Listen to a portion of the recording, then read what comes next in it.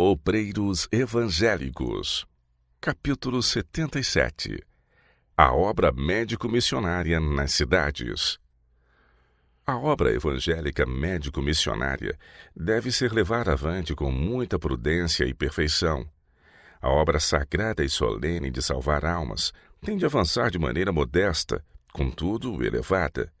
Onde se acham os obreiros?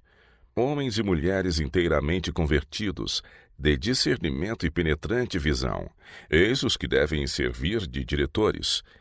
Para empregar pessoas para essa obra especial, é mister usar de discernimento. Devem ser pessoas que amem a Deus e andem diante dele em toda a humildade. Pessoas que venham a ser instrumentos eficazes na mão de Deus para a consecução do objetivo que ele tem em vista: o erguimento e salvação dos seres humanos. Os evangelistas médico-missionários estão habilitados a fazer uma excelente obra como pioneiros. A obra do pastor deve unir-se inteiramente com a do evangelista médico-missionário.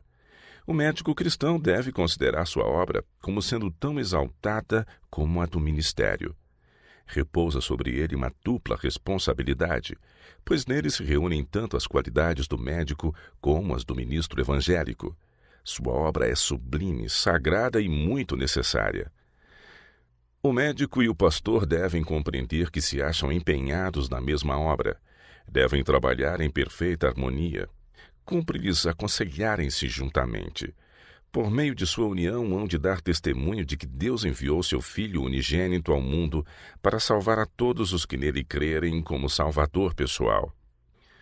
Os médicos cuja habilidade profissional se acha acima dos doutores comuns devem se dedicar ao serviço de Deus nas grandes cidades. Devem procurar atingir as classes mais elevadas. Médicos missionários que trabalham em ramos evangélicos estão fazendo uma obra de tão alta espécie como seus cobreiros no ministério. Os esforços desenvolvidos por esses obreiros não se devem limitar às classes mais pobres.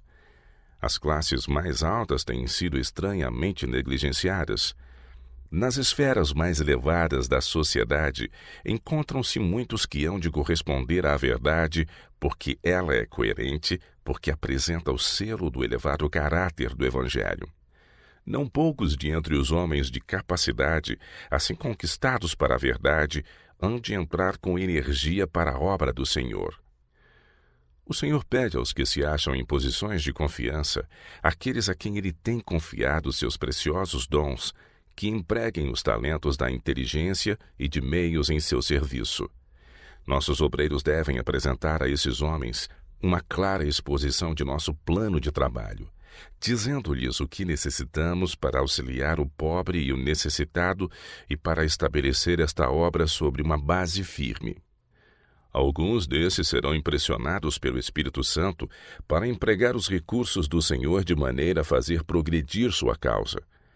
Eles cumprirão seus desígnios ajudando a criar centros de influência nas grandes cidades. Obreiros interessados serão levados a oferecer-se para vários ramos de trabalho missionário. A obra de saúde. Estabelecer-se-ão restaurantes vegetarianos. Mas com que cuidado deve ser feita essa obra? Cada restaurante vegetariano deve ser uma escola. Os obreiros com ele relacionados devem estudar constantemente a fazer experiências, a fim de aperfeiçoarem o preparo de alimentos saudáveis. Nas cidades é conveniente que essa obra de instrução seja desenvolvida em muito maior escala do que nos lugares pequenos. Mas em todo lugar onde há uma igreja, devem ser dadas instruções quanto ao preparo de alimentos simples, saudáveis, para uso dos que desejam viver segundo os princípios de saúde.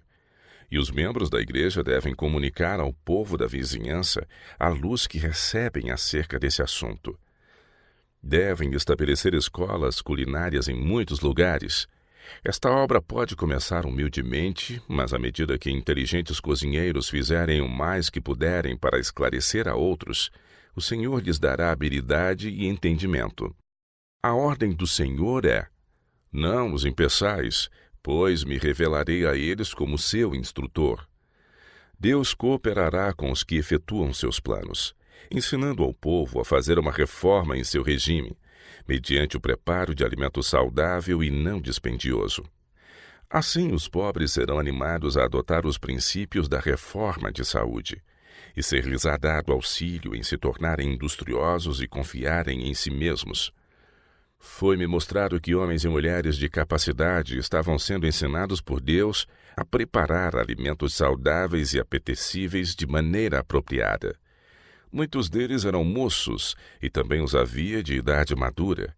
Fui instruída a animar o estabelecimento de escolas culinárias em todos os lugares em que se está fazendo obra médico-missionária. Deve-se pôr diante do povo todo o estímulo para levá-lo a adotar a reforma. Fazei brilhar sobre eles o máximo possível de luz. Ensinai-os a aperfeiçoar o quanto possível o preparo do alimento, estimulando-os a comunicar a outros aquilo que aprendem. Da narração do milagre do Senhor provendo vinho para as bodas, bem como do fato de alimentar a multidão, podemos aprender uma lição da mais alta importância. A produção de alimentos saudáveis em fábricas para isso destinadas é um dos instrumentos do Senhor para satisfazer a uma necessidade. O celeste provedor de todo alimento não deixará seu povo na ignorância quanto ao preparo das melhores comidas para todos os tempos e ocasiões. Unicamente os métodos de Cristo trarão verdadeiro êxito no aproximar-se do povo. O Salvador misturava-se com os homens como uma pessoa que lhes desejava o bem. Manifestava simpatia por eles, ministrava-lhes as necessidades e granjeava-lhes a confiança. Ordenava então: segue-me. É necessário pôr-se em íntimo contato com o povo, mediante esforço pessoal. Se se empregasse menos tempo a pregar sermões e mais fosse dedicado a serviço pessoal, maiores seriam os resultados que se veriam. Os pobres devem ser socorridos, cuidados os doentes, os aflitos e os que sofreram perdas confortados, instruídos os ignorantes e os inexperientes aconselhados. Cumpre-nos chorar com os que choram e alegrar-nos com os que se alegram. Aliado ao poder de persuasão, ao poder da oração e ao poder do amor de Deus, esta obra não há de ficar sem frutos.